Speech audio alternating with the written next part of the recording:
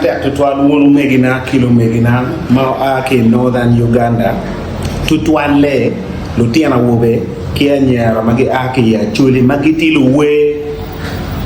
kilo tok gogga. Now ka wongat maloya wiwu machalo president mamegu petie dano chalo Judas Rapknowledge the Akbar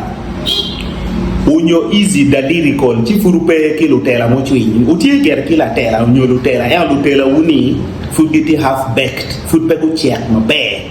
giti lu moñ gera ya lu moñ pego tie ko training mona wayni la moñ mu check pe lo recharge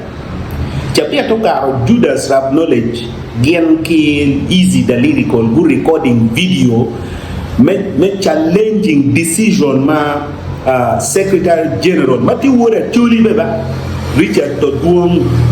me mako video kon wakke kila we ma aki Buganda wa pe ki pe mo ken me kelo la we ma aki Buganda me biro ka timo mobilization ke General Yoweri Museveni ka kota macharo la tungu doy wi biye me beru la dit logo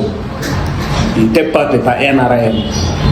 enda de dene ni an la ni no chama lu tiana Acholi lanye Kampala kan mon ki cho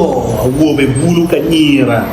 gilanye korolo mukena ki ter yu bera por hillside mukena go beru ko nam bole mukena ki po gi me ki pincha jobe gi pegi ga ay lu tiana wobe wa do ro meo gi ki wa go performing ki kom no di korolo kai anero pinki wa chia wa line en miero pe omete chichunya beru yom full manero video ma the Akbar who recording game ki Eezzy the lyrical. Personally, I admire the creativity in these two gentlemen. Now they went ahead to do what others have not done. The way my Paul taken baradi mu challenging decision on your action by Secretary General Mati Wora Acholi ma ben yang lokani chia nero your chot General Secretary General Richard Dodoth be responding by calling a woman kill way mo keme mechiare office ka money to recording video, and that was the smartest way of apologizing. Mora yo be yo me yeko mada me kwano ki ja kono ki ma wobe ki anyar ma we ni performing artist kilo to goga in northern Uganda chin won lu we me northern Uganda ka Judas game ki Eezzy food pe ki ndo tela ma muti kere ci utang do no la dip wi woman ma u yer ko ti president ni mu nge be ne kemu wan jo wati wa kan wa ne be pala tela ki ngoma en ti ka timone. Okay, finally Labwolo mono chero a comment section on the same video ma Judas who recording genki Eezzy ni one northerners. Why is it that we want to be included in everything in this country? This person is an idiot. We are being now come on, we are demanding for what is rightfully ours. How is that supposed to be his problem? Unyo baramo ma Judas gutimo gen ki Eezzy ma ka demanding for what is rightfully theirs. E mwara en mukaro ko ki due di mwana nget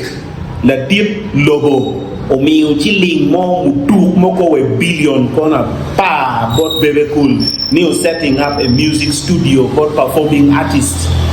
Bebe cool setting studio and why anymore studio and ni mero only professional artists metiarie tiebe ka posting online ni mo kone tieke microphone me $4,000, that is over 14 million Uganda shillings. The same thing kitimo bought Eddie Kenzo ulu we me ko mar benefit ngo amount ga no na ke ye. So action ma Eezzy gen ki the Akbar gutimo anadoni proactive engagement.